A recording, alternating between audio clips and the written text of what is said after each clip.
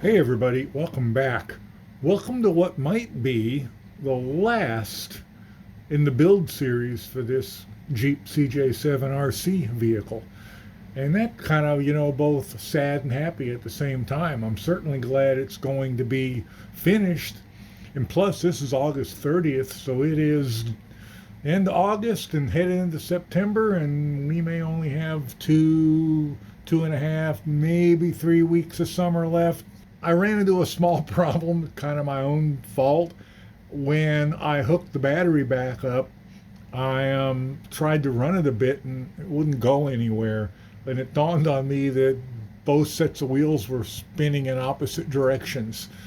One, the front or the back was trying to go forward while the other was trying to go backwards. And it turns out what I did wrong when I had the differential out of the back, I put it all back together upside down. And that took me a little while to disassemble all that, rotate it around, and put it all back together again. And I wasn't too thrilled about it, but it's done now and it's working good. And so that's a good thing. Body's interior's mounted back onto the chassis. So what I want to do now is lights. And all I really want on this is headlights and tail lights. So I did some research. I hadn't really thought about it that much. This receiver, Dumbo receiver transmitter combo came with lights, and it came with two sets, and it's a plug with a Y split in it and two LEDs. So two sets of yellows, a white and a blue. I guess this receiver can run flashing lights, it can run turn signals, it can run backup lights and headlights and brake lights. There are a lot of different things it can do. All I really want are headlights and the tail lights, brake lights. So I got that set up. It was really kind of confusing at first. The instructions are not really very clear, but I found a couple good YouTube videos on it. So let's turn it on. And let me show you that I got it working, and that I think it's going to do what I want it to do. And I'll show you how I'm going to mount the LEDs. All right, so the way the brake lights on, if you're familiar with RC cars, you know how this works. The brake lights are on the whole time you're not moving forward or back. As soon as you move forward or back, they don't really go off. They turn into tail lights. And then anytime you're not moving, it's just assume your brake lights are on. And then I have the headlights, and I think I have this set to this channel button here. I do channel 4, and that turns the headlights on and off. So that's the setup there. It all works. I'm happy with it. Now, as far as mounting the lights are concerned, right at the moment, I just have these lenses glued in front and back. The back ones aren't even translucent. So what I did was I got into FreeCAD. Sorry, bumped the camera. I got into FreeCAD and designed and printed these. And what these are going to do is they're going to go in. I'm going to have to pop these out, drill a hole in the back. I suppose I don't have to drill a hole. I can just drill a hole straight through those if I wanted, but I'm not. I'm going to pop them out. I'm going to drill a hole in the back, put these in its place, and there's lots of room back there for it. That's not a problem. And then, you see the LEDs, grab one of these red lit ones here. The LEDs slide right in there through the hole, and then I can just it's kind of hard to see there with the lit one, isn't it? Let me grab the one that's not lit, and you can see that that's just going to go in there, and I'm just going to put a little bit of glue on it just to hold them in. And I did the same thing for the back. Now I printed these out of Polymaker, Polylite polycarbonate. I had it in making something for somebody else. I thought, well, it's clear, so let's do it. So that's where I'm at right now. I'm going to go ahead and pop my existing lenses out front and back, get those holes drilled, get those glued in, and we'll see how it looks. All right, got my lenses in and replaced. You can see back in here where the LEDs are going to go, front and back. All right, I believe I have them in place. I just put a little blob of hot glue on them. All right, I now have the body mounted back on. The lights are all in and working. Everything's loose on it. The wheels are all loose. The from all my fiddling around after I finally got all the screws out and dealt with all the ridiculous Loctite they put on. Now I know why they put it on, because now everything's loose. The motor's loose. Everything's loose on it. So I got to fix that before I can go much further. Um, but the lights are all working. At least the lights I put on are working. And headlights. So very pleased with that.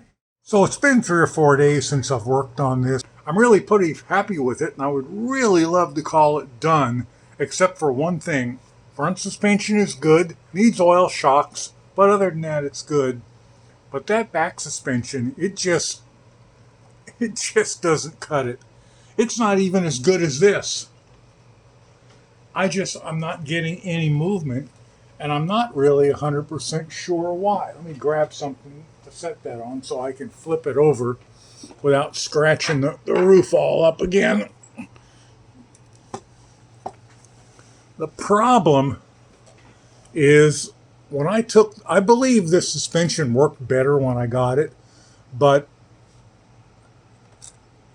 I got a couple of issues.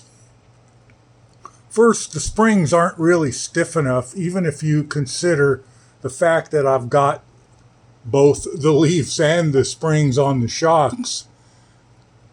I'm losing too much of my suspension travel just from the weight of the body and the battery in the back. Now I've cranked down on the springs here a little bit, and that has helped. Let me get a better picture. And that has helped. But another issue I seem to be having, oops, sorry, banged the camera, is when the suspension moves, watch my drive shaft there. As the suspension moves, I'm losing, my drive shaft is blocking it from going any further forward, which then means it actually has to compress the springs. But by then, I'm out of shock trap. Future Chuck here. I'm recording this little piece of video after I did everything else, including my drive around in the backyard where just about everything fell apart.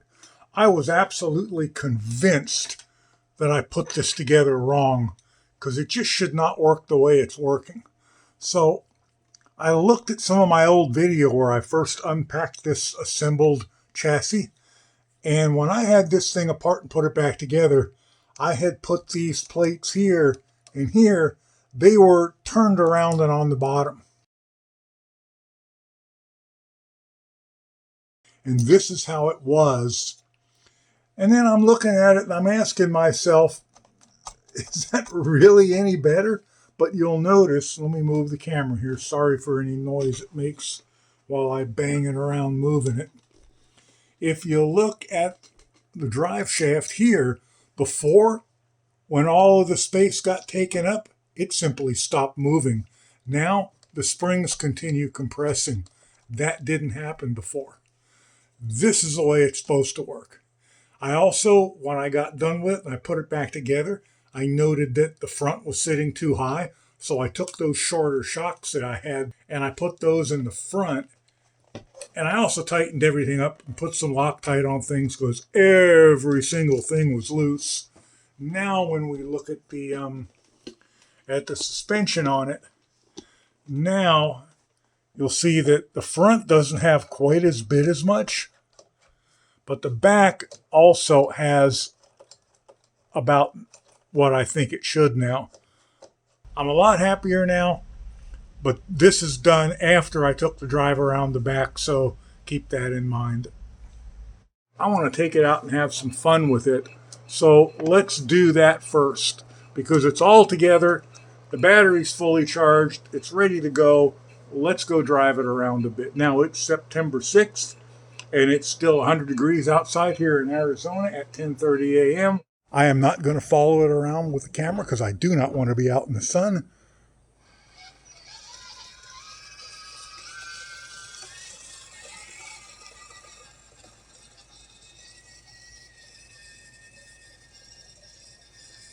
Dog toy, over the dog toy.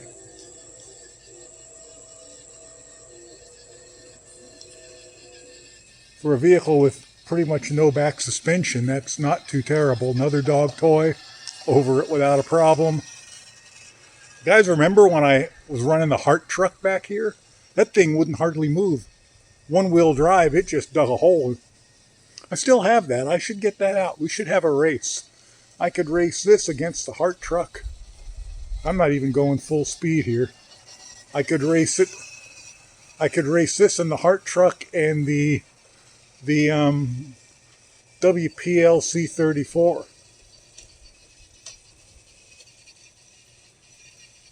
It's that thing, styrofoam. Let's see if we can go over that. Oops, stuck. Oh no, stuck. I don't know if you can even see that, and that was off camera. I ran over a piece of styrofoam at high standard. That was a bit much for it.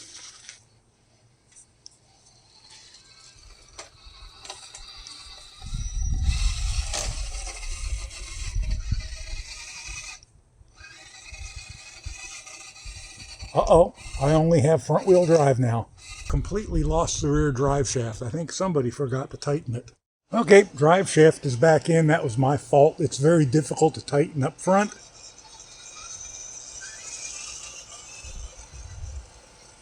But I think I found a better tool to do it with. Yeah, that suspension sits too high it both sits too high in the back and doesn't have enough travel. And part of it is the drive shaft. Oh, tennis ball. Yeah, I think I can improve that a lot. But honestly, I'm happy with the way it's running otherwise. Well, I'm sweating like a dog, and I think that's about all the fun that I can have out in this sun for one day. Thanks for watching. I had a lot of fun. Hope you did too, and I'll catch you in the next one. Bye for now.